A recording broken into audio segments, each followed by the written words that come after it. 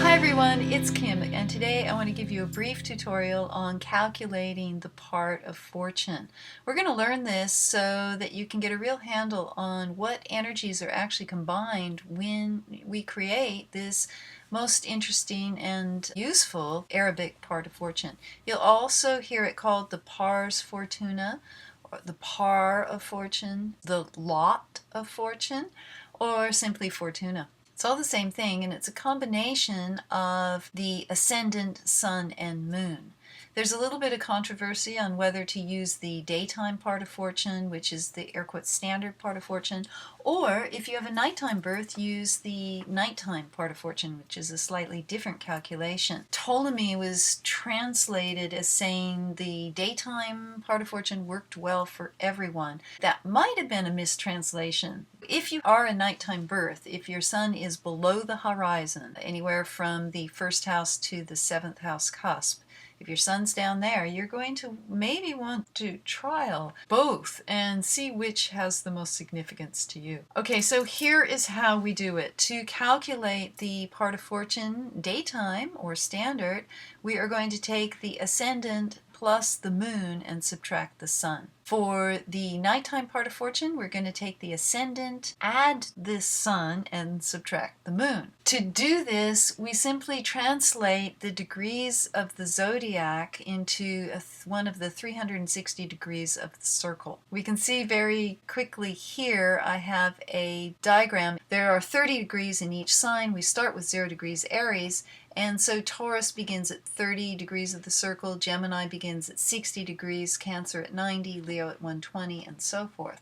So we can take our Gemini ascendant, which is 4 degrees 23, and translate that into 64 degrees 23 minutes of the circle. Let's just jot this down. So you get a blank piece of paper. The ascendant is Gemini, so we have 64 degrees 0.23. The sun, Virgo, 19 degrees 41. Let's just check. So Virgo we know is 150 degrees into the circle, 169.41. The moon is in Capricorn. Capricorn starts at 270 and it's 15 degrees, so 285.46. Okay, with this information, we're ready to do our calculations. First, let's calculate the part of fortune for a nighttime birth. And so we're going to take the ascendant, that's 64.23, add the sun, and that is going to equal 233.69. We want to minus the moon, and right away we have a problem. We're going to end up in minus land. But what we're going to do to make it super easy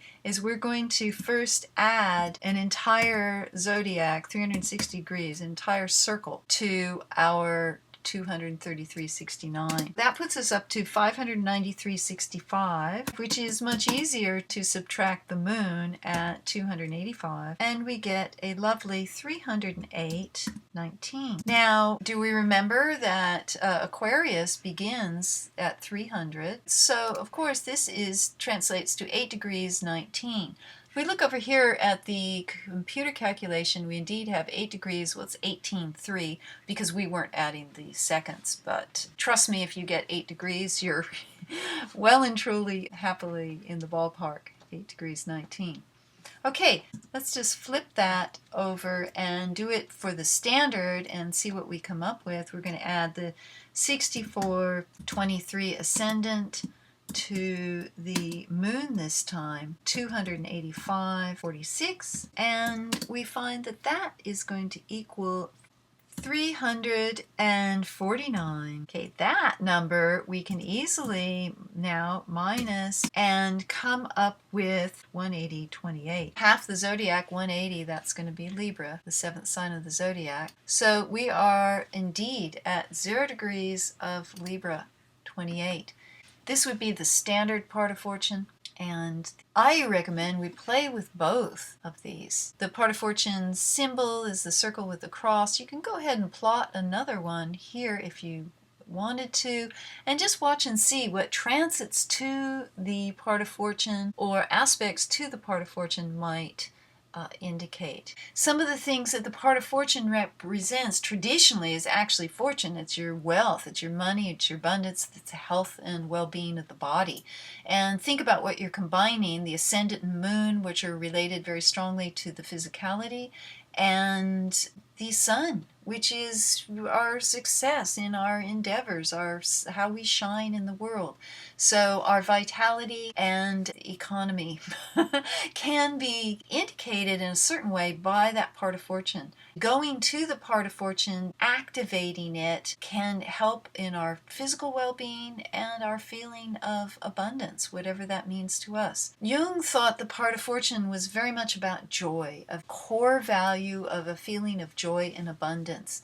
And let's face it, that's kind of what a healthy body and a healthy bank account can be a representation of. All right, now you know how to calculate your day or night part of fortune. Try it.